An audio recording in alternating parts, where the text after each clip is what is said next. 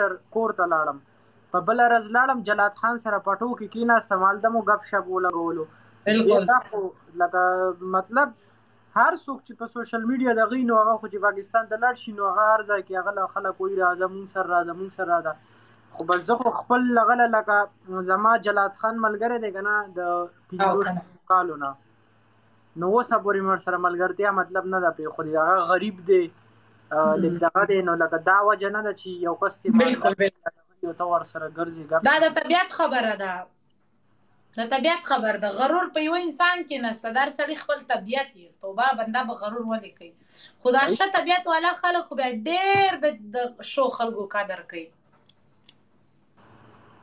دا خو بس ګاډ ګفټډ سیز دی. نه بېشک. وصال خانه د واده دې څومره ټایم وسو؟ زما د واده ما په اکتوبر کې کړی و، نو نه لس میاشتې وشوې. تا ول زه سویټزرلینډ ته دروغجنه ته خو خالي درواغ وایې ولاړې.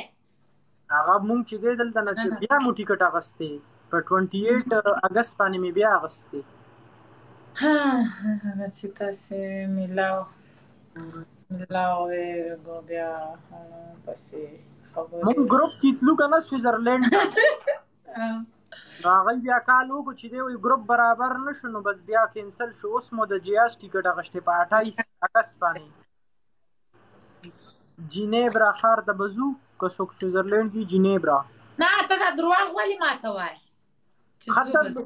ته ماته دغه راولېږه خپل انسټاګرام آی ډي چې زه درله ټیکټ وښیم چې دروغ دي که رښتیا دي. نو تا زما انسټاګرام نه دی فالو کړی خو فالو یې کړه. تا هغې زما پروفایل کې دی او پروفایل مې وکتلو نشته پکې. استغفار د پروفایل په څنګ باندې انسټاګرام دی په فالو یې کړه؟ دواړو اکاونټونو کې مې کتلي نشته. ستا زما خو شته، زما پروفایل کې انسټاګرام دی، زما خو نوم سرچ کې هم به درته آی ډي راشي. صحیح ده، زه به ستا انسټاګرام فالو کوم، څه خبره نشته. صحیح ده، ته یې ور وښیه. وکسان و ګلونو ولی لکه د مار وکسان و ګلونو. نومي راشه لایف راشه نومي لالا او نومي لالا په لایف نه راځي برو سره راشه. دا غریب خدا په پنشمنټو تباه او برباد کو. هغه غریب اوس ډېر په ترقي کې دی، هغه غریب اوس نورې جینکو سره ناست دی، هغه هم اوس زما پنشمنټ یې پکوي. نه کوم کس چې پنشمنټ له غاړه کېدي نو بس بیا خو لکه مطلب ټول وایي چې زه سره راځه چې دی راله ښه پنشمنټ یې کوي. او که نه تنها قربان یوزر ښه دی ښه.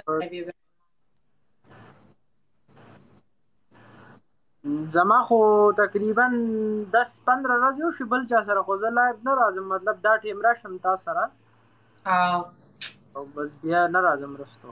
زه چې تا ووینم چې ته راغلې لایف ولا زه یې کټ کم زه تا ته راسم ډایرک یې کټ څنګه ډایرک دې راواخلم هلته ماته شو سې نه قربان. او موږ ته ګران یې وصال خانه منت هلته دله ما د رښتې خبره هم کړې که نه دومره حق خو مې ماړه دا فضول خبرې مه کوه هسې موډ مه راخرابوه. ښځه دا خبره پرېږدو، یو ځل د جلات خان غوندګې وخانده.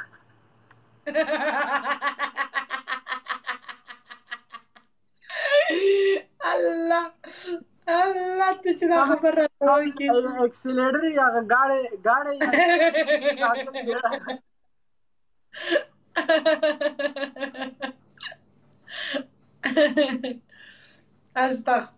استغفر الله.